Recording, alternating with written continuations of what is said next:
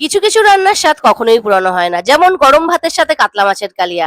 অনেকদিন থেকেই ভাবছিলাম কাতলা মাছের কালিয়া বানাবো, তাই আজকে বানিয়ে ফেললাম। রেসিপিটা কিন্তু বানানোর মতন, চলো শেয়ার করি। এখানে কিছু কাতলা মাছের টুকরো নিয়ে নিয়েছি, যেগুলো আমি বাজার থেকে কাটিয়ে নিয়ে এসেছি। ভালো করে ধুয়ে পরিষ্কার করে স্বাদ অনুযায়ী নুন, পরিমাণ মতো হলুদ গুঁড়ো,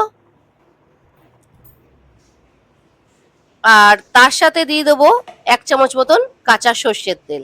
খুব ভালো করে কিন্তু মাছটার সাথে মাখিয়ে আমরা 10 মিনিটের জন্য রেস্টে রেখে দেবো। নুন হলুদ তেল খুব ভালো করে মাছের গায়ে লাগিয়ে নিয়েছি, এখন সাইডে রেখে দেবো। কাতলা মাছের কালিয়া বানানোর জন্য আমার যা যা মশলা লাগবে সেগুলোকে রেডি করব।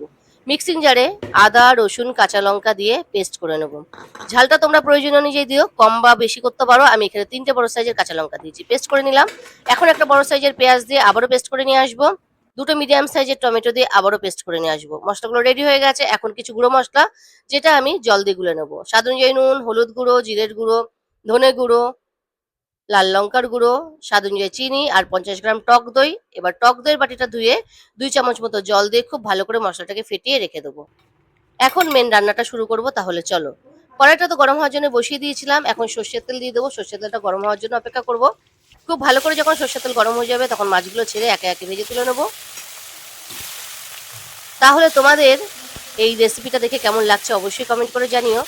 আর রেসিপি থেকে ভালো লাগলে একটা লাইক অবশ্যই বন্ধুরা করে দিও। তোমরা যখন কমেন্ট করো, তোমাদের কমেন্ট যেরকম করতে ভালো লাগে, সেরকম কিন্তু নিত্য নতুন রেসিপি বানাতে ইচ্ছা করে, উৎসাহটা পাই আর কি। এখন মাছ ভাজা তেলের মধ্যে দিয়ে দিলাম তেজপাতা, এলাচি ফোড়ন।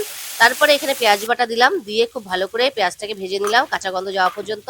তারপরে এখানে আদা রসুন কাঁচা লঙ্কার পেস্ট দিলাম 2 চামচ মতো, দিয়ে খুব ভালো করে আবারও কষিয়ে টমেটো দিয়ে দিলাম। টমেটোটা দেওয়ার পর ভালো করে কষিয়ে নিয়ে এইবার কিন্তু বেশি সময় নেব না, এখন দিয়ে দেবো হচ্ছে যে মশলাটাকে আমি বানিয়ে রেখেছিলাম সেই মশলাটা। এখন কড়াই থেকে মশলাটা ছেড়ে আসা পর্যন্ত বা তেল ছাড়া পর্যন্ত কষিয়ে নিয়ে পরিমাণ মতন গরম জল দিয়ে ঝোলটাকে ফুটতে দেবো। ঝোলটা যখন ফুটে আসবে, তখন ভেজে রাখা মাছগুলো দিয়ে দেবো। মাছগুলো দিয়ে দিলাম। এখন দিয়ে ঢাকনা দিয়ে ঢেকে কিন্তু 2 মিনিট মতো রান্না করে নেবো, তেলটাকে ওপরে আসতে দেবো। ব্যাস, রান্নাটা একদম রেডি হয়ে গেছে। ধনেপাতা কুচি উপর থেকে ছড়িয়ে দিলেই কিন্তু কাতলা মাছের কালিয়া একদম গরম গরম রেডি হয়ে গেছে। এখন একটা সার্ভিং বলে সার্ভ করে দেবো। তাহলে আশা করি তোমাদের রেসিপি থেকে ভালো লেগেছে। এখনো পর্যন্ত যদি কাতলা কালিয়ার রেসিপি ট্রাই না করে থাকো নতুন বন্ধুরা, তাহলে অবশ্যই ট্রাই করো। আর আমাকে কিন্তু জানাতে ভুলো না তোমাদের কেমন লেগেছে কাতলা কালিয়ার রেসিপি। থেকে ভালো লাগলে আর এই ধরনের রেসিপি পেতে হলে কিন্তু যারা যারা এখনো পর্যন্ত আমাকে ফলো করেনি, ফলো করে পাশে থাকো। তাহলে তোমাদের কাতলা কালিয়ার রেসিপিটা কেমন লাগলো অবশ্যই কমেন্ট করে জানাবে।